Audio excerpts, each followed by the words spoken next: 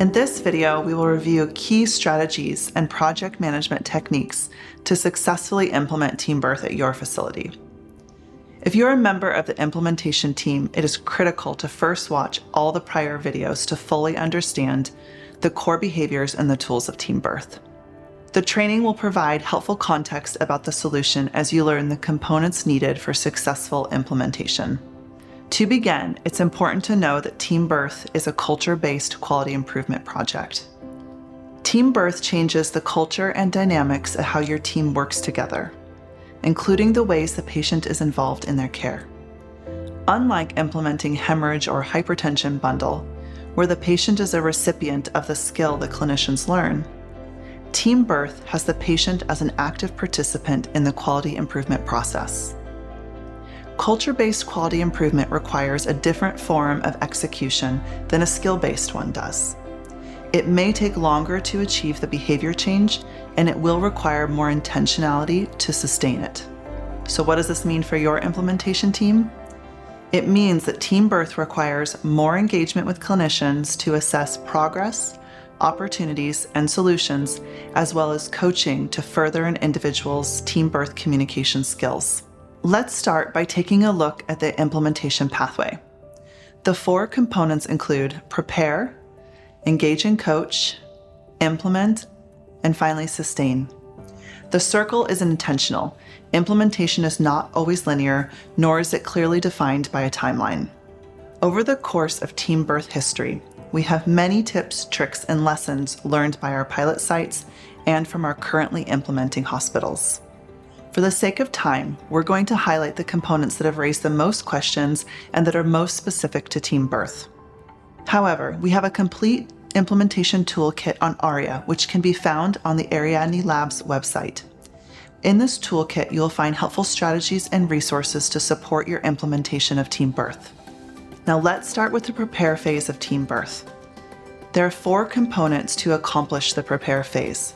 Step 1, build your implementation team. Step 2, build your implementation strategy. 3, socialize and build support. And step 4, build a measurement strategy. We're going to focus on step 3, socialize and build support. The goal in this phase is to build a foundation of support that is necessary for successful and sustained change by identifying your audience, developing key messages and materials, and then engaging colleagues across your system. When socializing this project at your facility, keep in mind that everyone touched by TeamBirth should be included in the socialization and in the engagement. Key questions to consider: who already may practice team-based care? Will they be your early adopters? Who needs buy-in? How will you build engagement over time? And how transparent are you with those plans? We recommend pointing out that TeamBirth will help them to be reliable in their communication for every patient, every time. Our staff and our team, they feel a bigger sense of teamwork, and because their communication with the providers has significantly improved, as well as with the patients. The next phase is engage and coach. The 4 steps necessary for this phase are: step 1, identify and train champions. Step 2, small-scale testing and customizing TeamBirth. Step 3, train staff and providers. And step 4, plan your launch event. We will highlight and review step 3, train staff and providers. The goal in this step is to conduct training to educate the full clinical team on the new process. It is critical to educate everyone because teams will come together randomly in labor, delivery, and postpartum, and you need to make sure that everyone in the room feels ready and set up for success with TeamBirth. Here are some key questions to consider.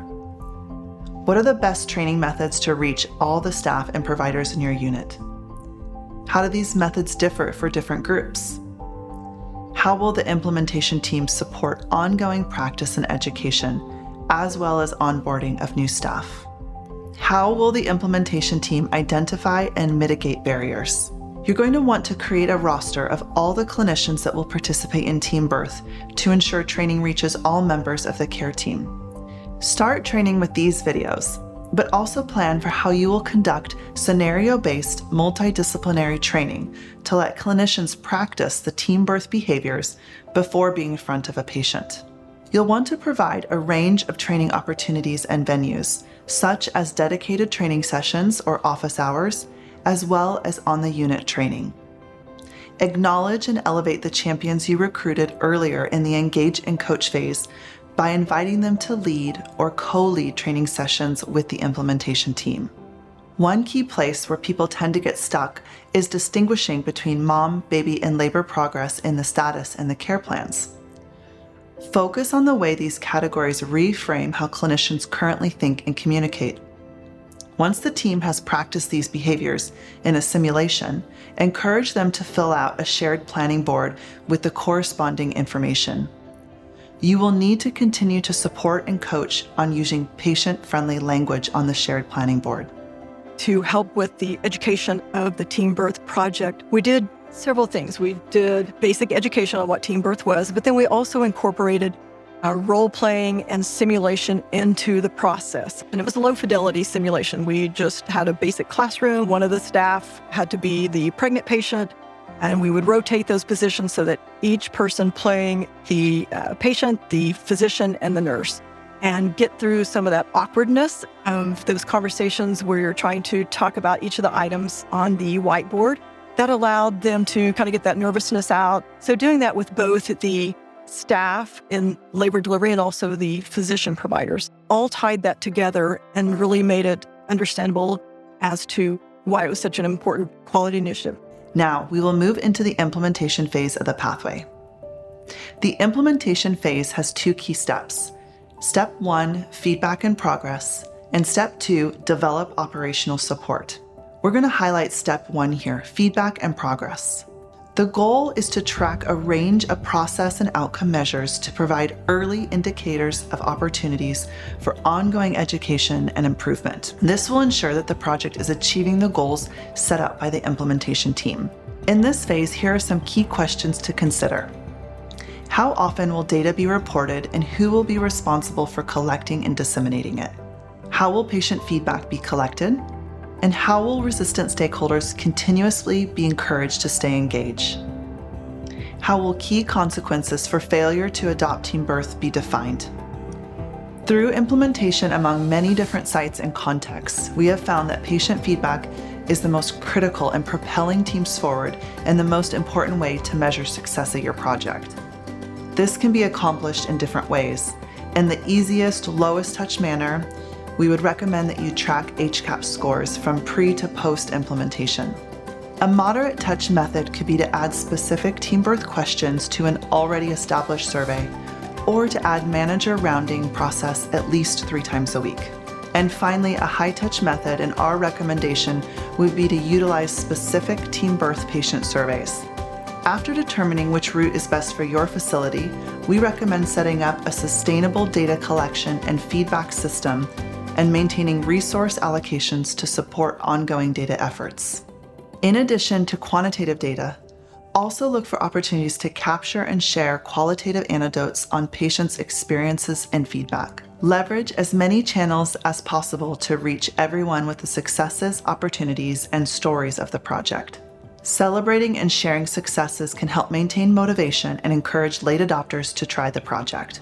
When it comes to engaging and coaching clinicians, one really valuable piece is patients' perspective and feedback. There's a couple of different ways you can go about this. Really high touch form would be through patient surveys, and so distributing surveys to patients in postpartum. And I will tell you that is the pathway that we selected at our facility, and it brought so much joy to those that actually distributed the patient surveys that we often, kind of who was having the day that needed a little bit of rejuvenation, and that's who got selected to go and engage with the patients, because it was just so fulfilling, and it really solidified why we were implementing what we were with TeamBirth. And it just it reflected beautifully on the impact that it was making to the patients. And to be able to hear that firsthand and then share that feedback with the providers was really critical for gaining momentum, but also winning over maybe more of your resistant providers and nurses. Finally, we're going to move into the sustain phase. Sustaining team birth is a dynamic process that will likely change over time as new knowledge emerges from data feedback and direct observation. Key considerations for this phase include how you will train new staff and providers in team birth, since, as we mentioned in the engage and coach phase, it is critical that everyone practicing on your unit be trained. Key questions to consider are who will continue to take team birth forward and ensure process reliability and buy-in. What unit and hospital-wide systems should team birth be built into? Think about an electronic health record or other QI initiatives. What is the plan for resource allocation over time? We recommend that you consider incorporating team birth into routine simulation training or annual skills fair. A strong implementation process is core to the success of team birth. This video provides direction and recommendations to help your team successfully implement team birth. As a next step, review all of the recommendations that are found on the ARIA website to provide a complete roadmap for your implementation team. Team birth is going to allow every birthing person to come in and feel empowered, supported, and safe. And, this is how we change the world. We have to learn how to give maternity care the same way to every patient, every time, and we have to honor what's important to them.